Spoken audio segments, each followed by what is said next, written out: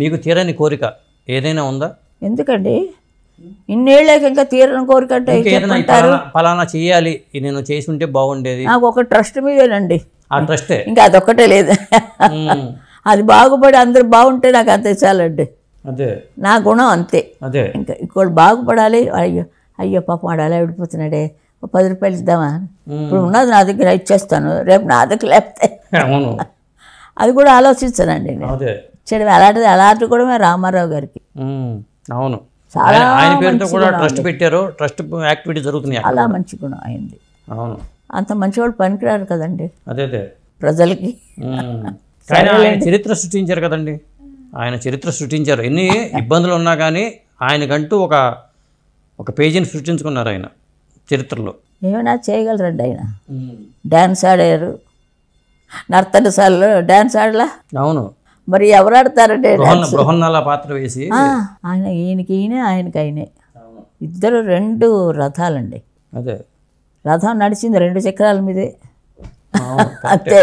కరెక్టే. మోహన్ బాబు గారు ఉన్నారు, శోభన్ బాబు గారు, అంటే చాలామంది ఉన్నారు, కృష్ణ గారు, వాళ్ళ దాంట్లో వాళ్ళనే ఫాలో అయ్యారు. వీళ్ళు కూడా మెయిన్ వాళ్ళిద్దరేనండి, వాళ్ళని అందరూ ఫాలో అయ్యారు. కరెక్టే. అదే ఇప్పుడు అందరూ సుశీల పాటలు పాడటం లేదా? అదే అవును, చాలా మంది వచ్చేసారు కదా.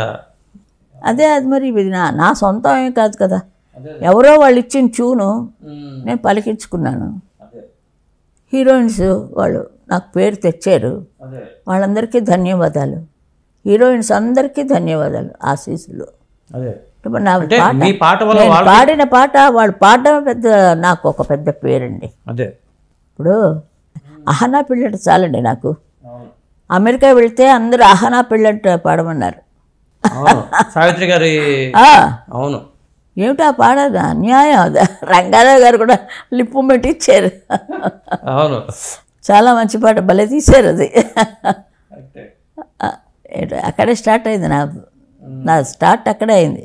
వాహిని, విజయవాహిని, అన్నపూర్ణ పిక్చర్స్ రికార్డింగ్స్ అంతా అక్కడే అయింది. జమున గారు ఆయన ఓ మహాత.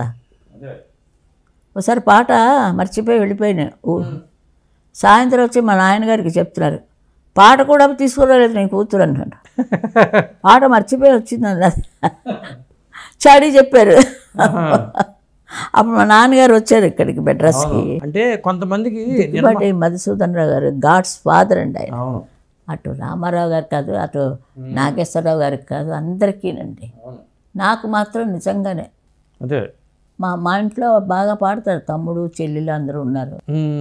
వాళ్ళు ట్రై చేద్దామని ఎంతో చేసేవాళ్ళు, బెదిరిపోయారు. ఆ చెల్లి ఇంకా హైదరాబాద్లో ఉంది, వాళ్ళందరూ హైదరాబాద్లోనే ఉన్నారండి. అక్కడ అలవాటు అయిపోయింది, చదువులకి అలాంటి వెళ్ళి అక్కడే వాడికి అలవాటు అయిపోయి, నా కొడుకు కోడలు అందరూ అక్కడే ఉన్నారు పిల్లలు.